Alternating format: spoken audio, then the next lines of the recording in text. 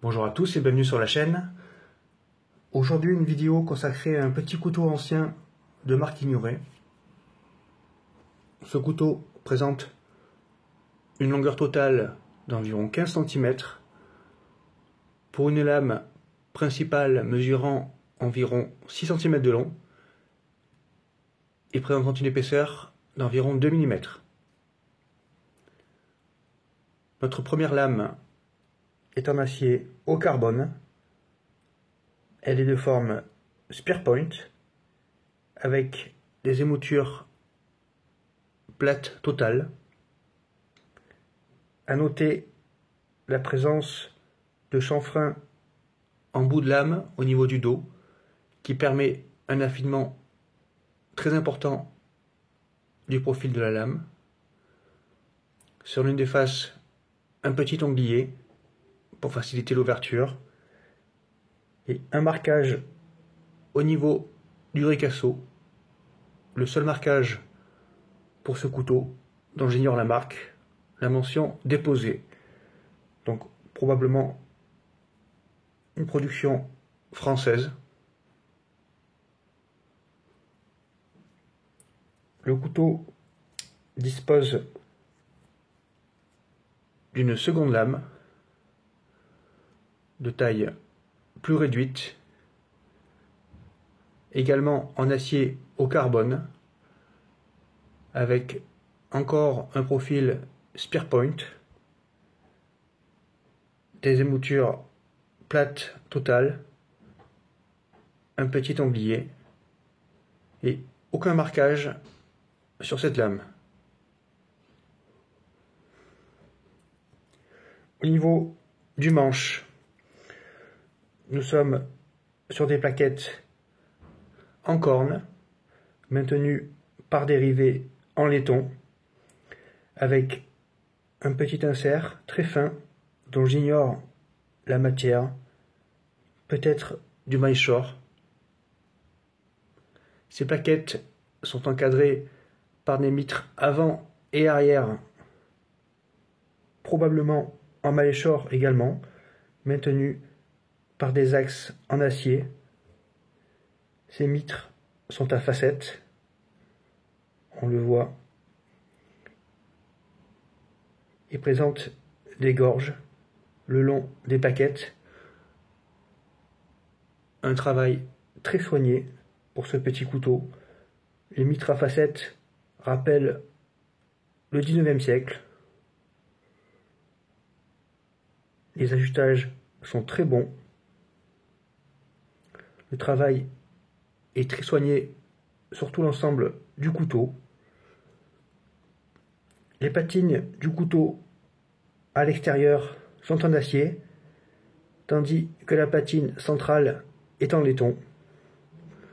Le tout est très bien ajusté, a été à l'époque très bien poli.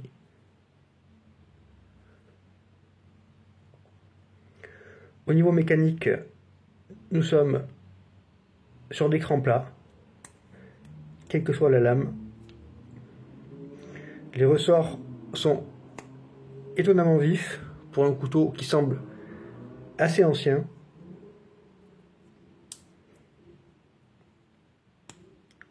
Pour chacune des lames, nous avons un arrêt à 90 degrés. Des ressorts très fermes, malgré les décennies. Nous sommes en présence d'un couteau très élégant, semble-t-il une production artisanale française, dont on ignore la provenance exacte. Nous avons juste cette mention déposée. Pas plus d'indices pour connaître l'origine de ce couteau. Un couteau également difficile à dater. Il pourrait aussi bien avoir été produit à la fin du 19e siècle, au début du 20e, et jusque dans les années 50. Tous les aciers utilisés sont au carbone.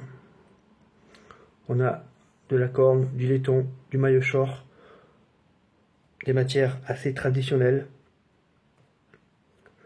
On a un style résolument ancien, avec cette forme de manche un petit peu sinueuse, qui rappelle un peu la coutellerie américaine, ces mitres à facettes qui font très 19e siècle. Une construction de qualité, avec des ajustages soignés, un travail des surfaces impeccable, une taille très réduite, on le voit pour ce couteau. Si on le compare avec un Opinel numéro 8, il semble tout petit. Comparé à un Opinel numéro 7, c'est la même chose. Un petit couteau très élégant, à la silhouette très longiligne, donc une lame avec une faible hauteur de lame, mais une longueur respectable, tout comme ce manche, tout en longueur. Beaucoup d'élégance, un couteau très classe, qui pourrait avoir été assemblé entre les deux guerres. C'est peut-être le plus probable. Le symbole d'une époque où régnait un certain raffinement, une certaine élégance. Un couteau qui se marie très bien avec des objets luxueux. Un couteau pas du tout agressif, tout en élégance. Le témoin d'une époque révolue.